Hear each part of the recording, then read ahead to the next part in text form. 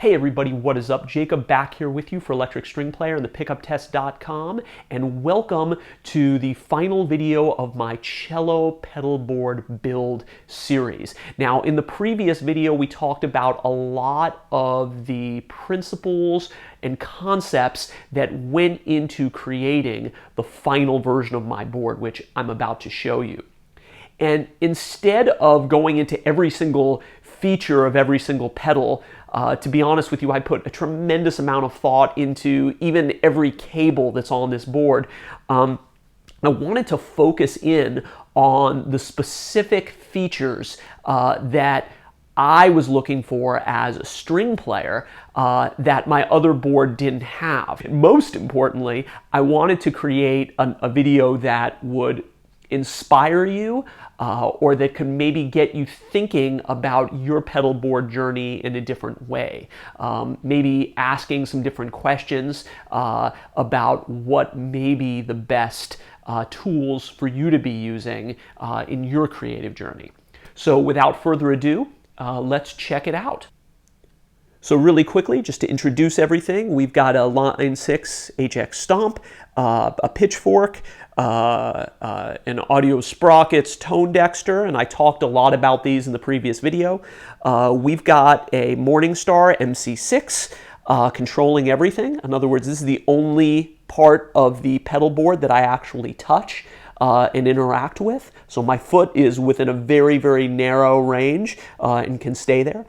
And the new guys that I added from the previous iteration of my prototype board that we talked a lot about in the last video are two Eventide H9s and a Moore audiophile headphone amp / splitter. And on the back we have the Chalks Eventide H9 Power Max, or just the Eventide Power Max, I guess, and the Keith McMillan interface for the soft step. So just like the first version of my monster pedal board, this is 18 by 12, so it fits on any airplane. I can walk it around in a padded case, even though it's about a pound or two heavier. But outside of that, virtually everything has changed since that iteration of the board because I wanted to add a couple of critical features. My biggest complaint with my last board, because it's my top priority, is to have a board that's playable, that feels awesome under my foot, that keeps me from tap dancing or having to lift my heel when I play so that the cello moves, and something that would still be powerful enough to allow me to have a bunch of presets and a bunch of control over my rig. So I talked a lot about the Morningstar controller in the last video, but I want to talk about the board itself. This board is a two-tier board, and if you can see the bottom of it, it's really, really flat. It's a T-Rex tone trunk, which has now been, this whole series has now been discontinued, so you can find them amazingly cheap on eBay. And there are a lot of things, or Reverb.com, and there are a lot of things I absolutely hate about the design of this board that I'm going to show you in a minute. But what I want you to notice is that the front tier is incredibly flat. It's almost completely flat. But you have a higher back tier, which can help you reach your pedals, although I'm not putting my foot up there personally. But it also gives you space for your power supply and your wires, so everything can be really tidy. So again, the advantage of a front tier, where my foot actually is, which is as close to the floor as possible. I even removed the rubber feet on this thing and just put little furniture dots, these little adhesive things that keep it from skidding, to make it even lower. And so it gives you the advantage of an angled board as far as tidying up all your wires and stuff, with the utter flatness of a traditional just single plank pedal board. Now there are a few other two-tiered pedal board solutions available like this, but they're all prohibitively expensive. A lot of them feature a second tier that's hinged, So in other words, it's a flat board with a second tier that can go up or down, which is really nice because if something goes wrong with your wiring or your cabling, you don't have to keep flipping your board over, which, to be honest with you, is not the best. Even when you're building the board, it makes things a lot more difficult. And the manufacturers of those would include Schmidt Array, which is a super boutique European company. The stuff that they make is gorgeous, but unbelievably expensive, and like it can be about $1,000 for a board that even has this basic functionality that I got for $70. And they're beautifully made, super nerdy, but again, for that price point. And also something that I didn't like about them is that they you have to buy a lid for it separately. It's kind of one big sort of hard shell, and I'm not sure if I would want to take a board that I spent $1,000 for, just the board, on a plane, or put it under in cargo, which is I think what it's designed for. This thing is small enough where I can just keep it in the overhead bin. There's also another company called Custom Pedalboards UK, which again makes a flat pedal board, and it just has a beautiful little hinge tier on it. Those are great, but they don't even sell in America. They're again very pricey, although it's well made, perfectly nice stuff. And last but not least, my buddy Spencer at West Coast Pedalboard, shout out to Spencer, has started to make a hinge tier board as well, and they look really beautiful. Again, they'll run you at least $500 and even more depending on what options you want in terms of ports and things like that. And everything they make is custom, and it's beautiful. Again, my only small reservation is that it's built into the case, so you kind of have to use their beautiful case and potentially risk it getting pretty damaged in travel. This thing is obviously just a hunk of metal, so I can get any nice soft case I want to for it, like it'll fit a mono club case, really nice soft case maker on the market, or it'll fit into a Pelican case or any, you know, kind of touring hard case if I ever did want to put it underneath a plane. So having a board that's not integrated with the case seems to make a lot more sense to me, and with my sort of traveling life and my traveling schedule.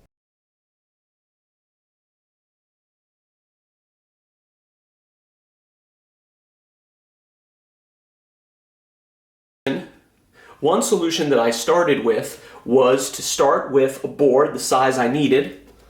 And I had one built by Stompin' Grounds, which is actually a really awesome company. I believe they're based in Atlanta. And check this out, guys. Look at how flat this board is. They've got the tiniest little rubber feet that just barely protrude through. This is a beautifully solidly built board, and this is about as close to the floor as you can possibly get. But if I just had this board, it would be really difficult to keep things even in balance. So what I did is I started to think about adding a riser. And even though Stomping Ground will make a riser for you, which probably would have been the better idea in my particular case, I'm going to show you some of the aftermarket risers that are available from various third-party companies. This first riser system, you see them with the numbers here, is from a really cool company called Fix Pedalboards. I believe they're out of Ohio.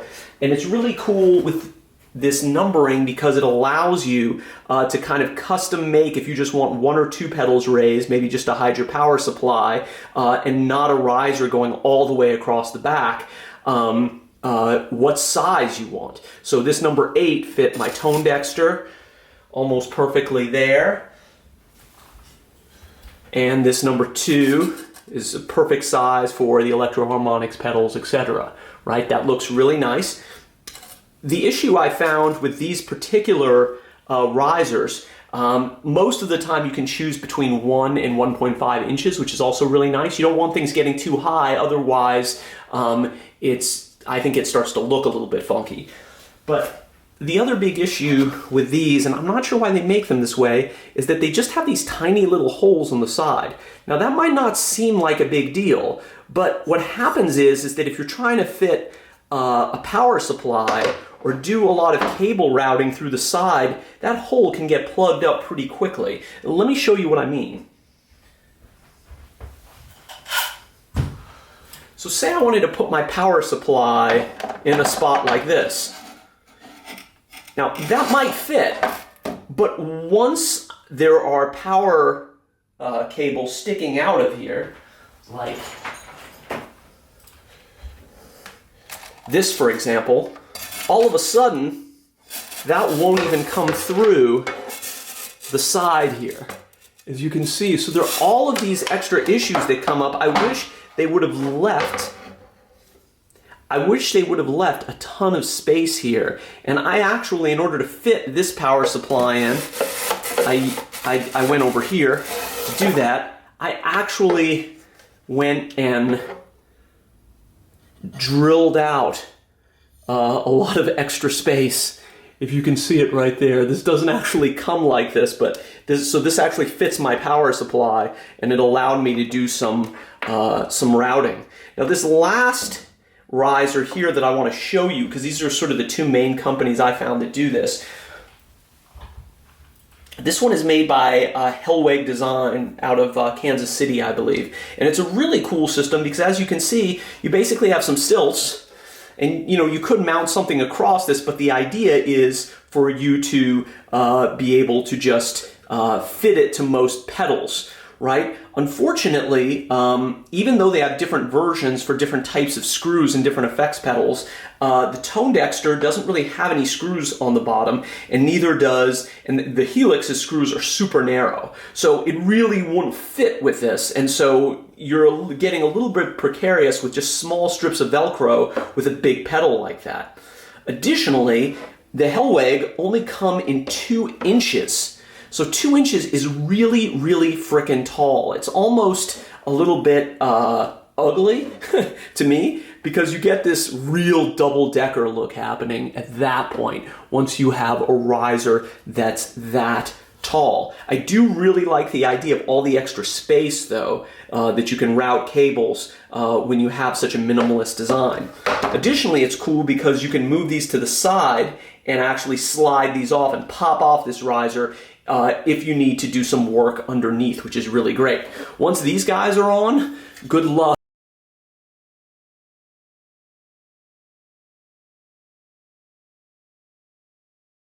Another thing that, as a string player, I think is absolutely critical that I wanted on this board that my old board didn't have is I needed a looper at the beginning and at the end of the chain.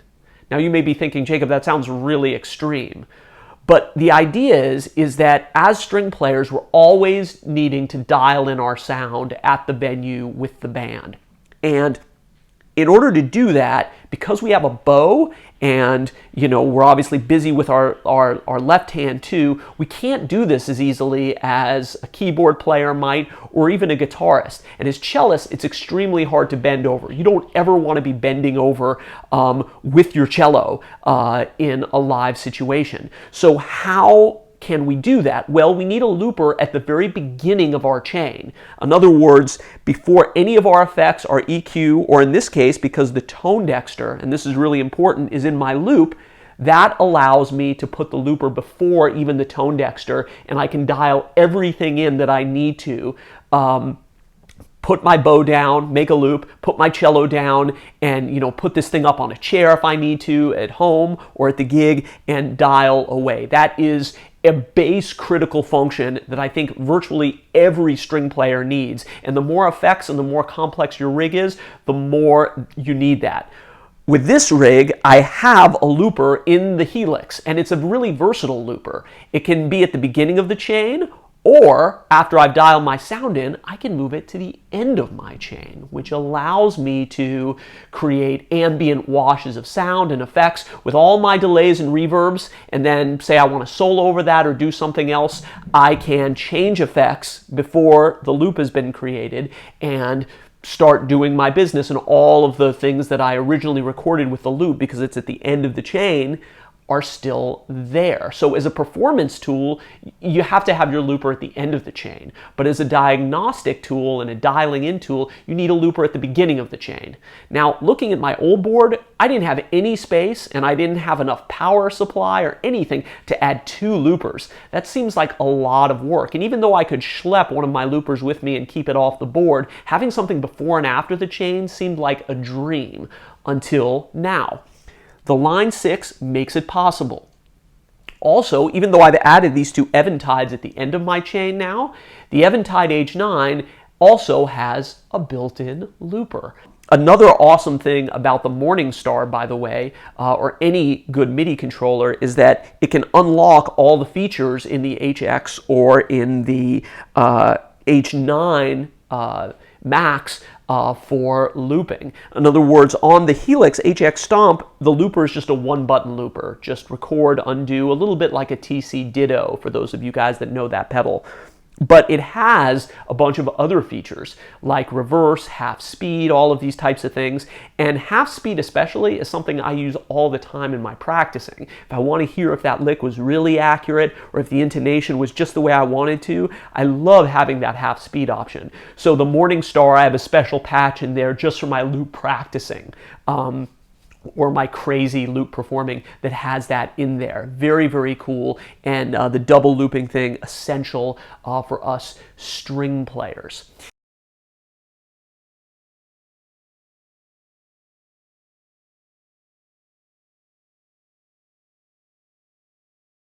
So in the previous video, I talked a lot about the concept of prototyping your board and only adding new pedals carefully and one at a time to see how well they actually played with the pedals that you currently have and your particular musical style.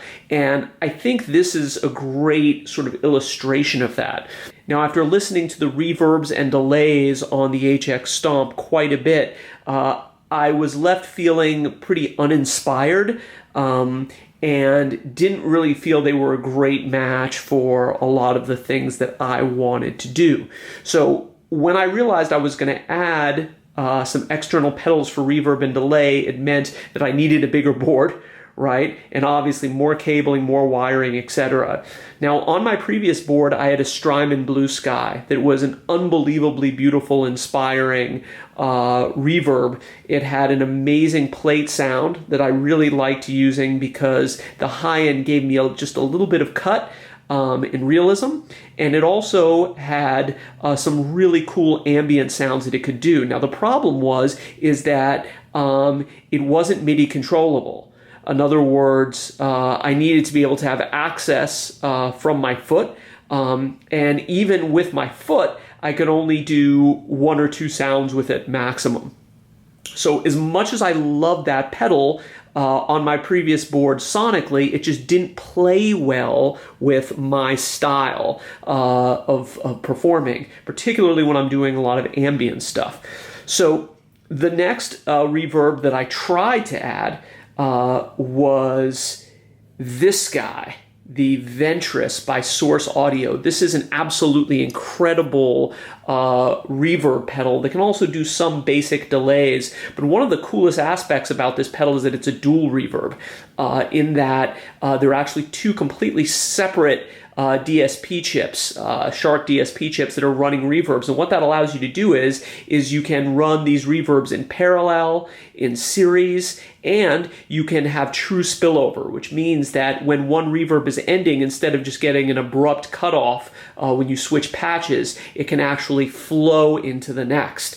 That's a really high-end feature that virtually no other reverb pedal has. And certainly the HX, if you're playing live and you have some long ambient trails, they will cut off abruptly if you need to switch patches. Not a huge deal if you're playing with a big band, but if you're doing solo ambient work or playing with singer-songwriters like I am a lot, where you can hear everything, that was a feature that I definitely wanted. Now, why didn't I stick with the Ventris? The Ventris, as I said, sounds amazing, has more features than I could ever want, and is truly an incredible musical instrument unto itself. Well, Unfortunately, the Ventris didn't play well with my particular style and with my particular setup. So a few examples of why that is. First of all, logistically, the Ventris has a really interesting, although not super unique, layout in that the inputs and outputs are on the side. Doesn't seem like a big deal, right? But when I have to use patch cables, even small discrete ones, to get in here, what happens is that including the MIDI in and out, it actually almost doubles the size of this pedal, which means that it's a huge space eater on my board. Compare that to the Eventides, which have all of their cabling on top. Which means that I could have them discreetly going under the board and not take up any more space.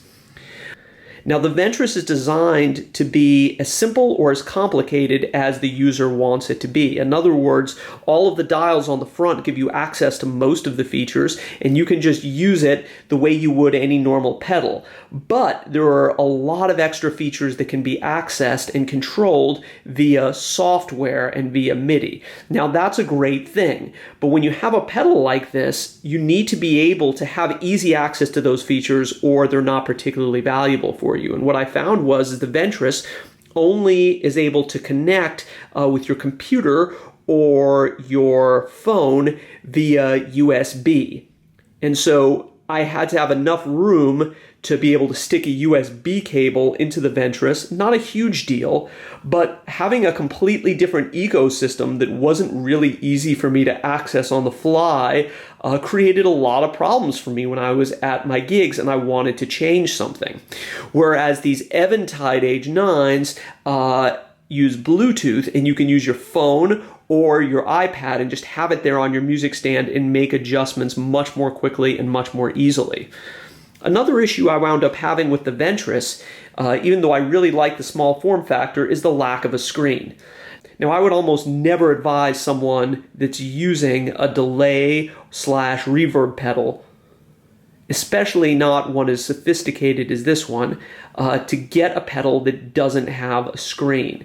There are so many pieces of information that it's critical that you want to have access to, particularly how many beats per minute are we at if you're trying to set a delay time, or are you really on the patch that you thought you were on? In other words, not having that screen allows for a lot more things to go wrong.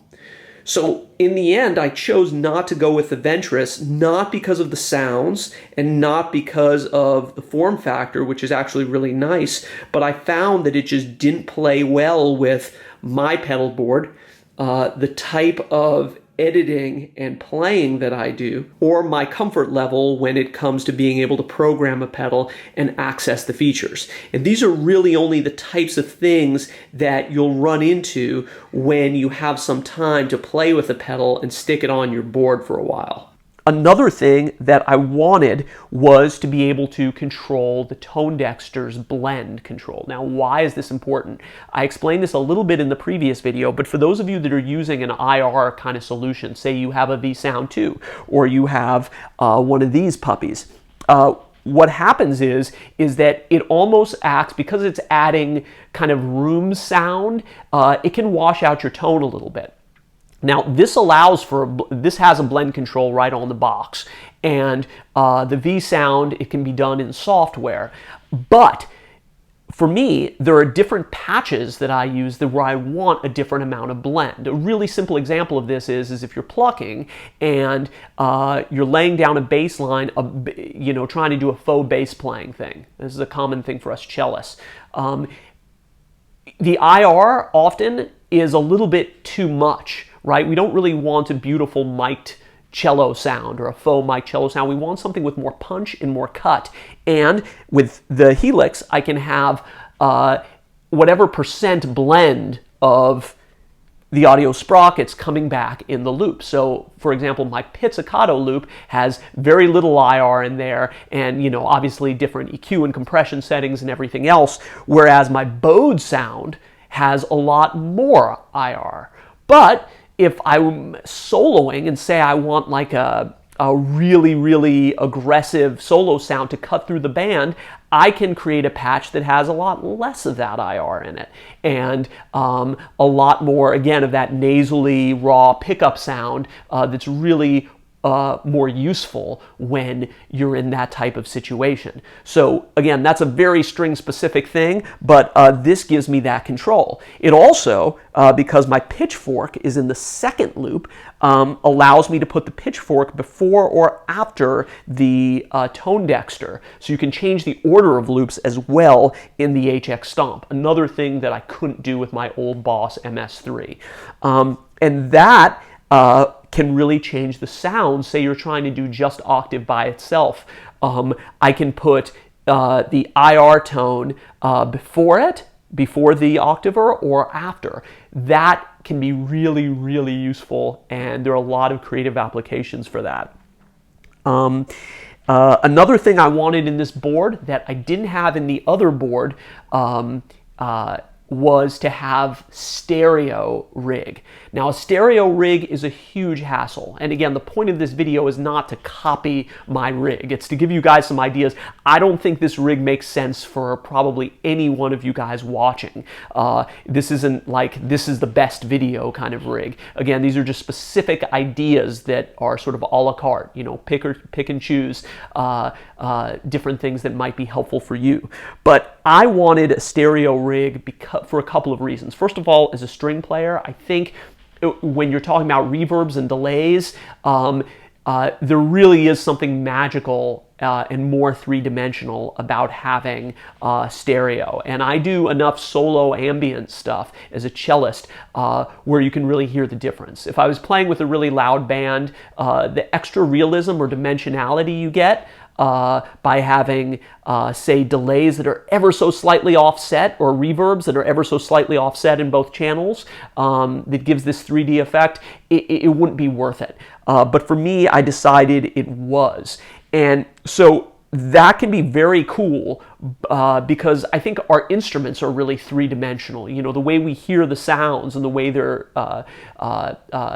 you know, the natural acoustic instruments that a lot of us are basing our amplified tone is based off of is really kind of this 3D immersive experience.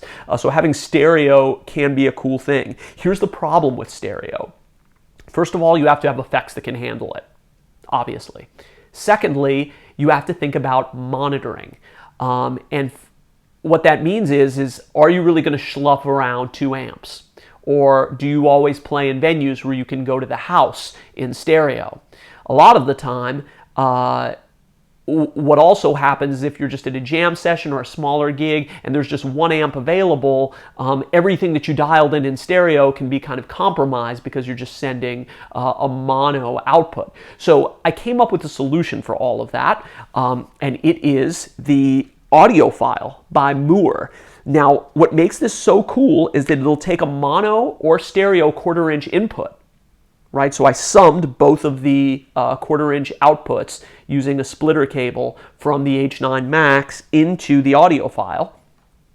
And it has either a stereo or mono output, depending on what the signal into it you put it, and it has a separate stereo headphone jack with a volume control. Why is that so unique and so awesome? Well, as a string player, I've decided that I don't want to have an amp at all these days. I'll use an amp in very specific situations, but generally I'm using my Sensophonic headphones because that way I can just use the built-in microphones to dial in as much band as I want, and I have the same sound every night without lugging an amp around. I did a whole video about that, a headphone video, and I also did a video about the Sensophonic specifically from NAMM. If you want to check out that video, you can below. But it's very, very difficult to get stereo outputs split and then a separate headphone jack. I was considering getting a custom patch bay made just to be able to do that. There are some great companies out there like Saturn Design Works and Nose, which is a company from South Carolina, and it would have cost a ton to have them build something like this for me. But Moore makes this audio file, and it's only $50. Just an amazing game-changing product for those of you string players that might be interested in trying to bring ears and use that to monitor yourself as a regular thing for your gigs. And one more discovery I made: you cannot send a stereo quarter-inch output to a mono input like you have on most amps. Without getting too nerdy, that can cause a lot of electrical problems and might actually damage your amp. So what I found is I found a special cable, and I'm going to link below, that is stereo on one side, mono on the other side, and has capacitors in it that keeps that from happening. So it's actually a cable that will sum your stereo into mono. Now, why would you want to do that? Well, the truth is that if you're running a stereo rig from time to time, you're going to be at a jam session or something, and you're going to need to just plug into a single source. You know, they're just going to have one DI. And so I wanted to be able to sum my signals easily without needing an entirely separate box, taking up more space and more power and all of that. So that has been my solution, the Moore with this cable. So the lesson is that if you want to try stereo, be prepared to spend a lot more money, deal with a lot of hassle, and have a plan for how you're going to sum the signal together, because you're not always going to be able to run in stereo. Another thing I wanted this rig to have was a USB audio interface, and the Line 6 HX Stomp came through in spades. It has a really great sounding interface. What that allows me to do is if I'm doing something with my laptop, like with Ableton or whatever, I can actually use even sounds from Ableton, although generally you don't want to take a laptop on stage, but if I need to, I can go ahead and do that and have the HX Stomp routing all of those sounds while still using all of the effects on this board. If I were to use all the effects that I use in my ambient show on a laptop, there would probably be a lot of latency and might slow things down. So essentially, this allows me to combine to create a hybrid rig where I can use all of my pedals, but also be using a laptop for specifically what I need to use it for. Well, that's it for now. As I said at the beginning of this video, we could have spent hours and hours deep diving into every single feature of this board, but I hope that this gave you some inspiration and maybe some new ideas for your pedal board journey. Now, of course, a lot of you guys are thinking, Jacob, can I hear some of the sounds in this board? And the answer is yes. And that leads me to a little announcement I want to make for you guys that I am so excited about.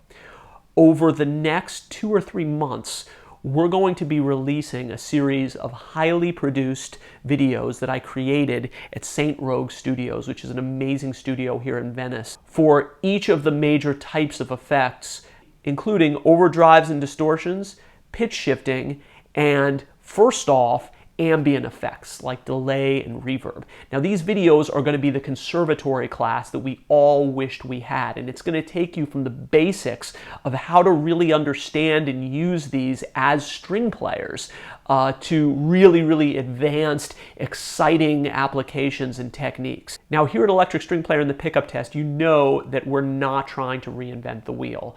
There are a ton of great videos introducing any class of effect that have been done by guitarists and electric bass players and even keyboard players. But what we did with these videos is we created the first string-specific series of videos that really and I believe finally brings a world-class level of education to these topics and brings a systematic approach to these that the string playing world has been in desperate need of. There's never been anything like it before.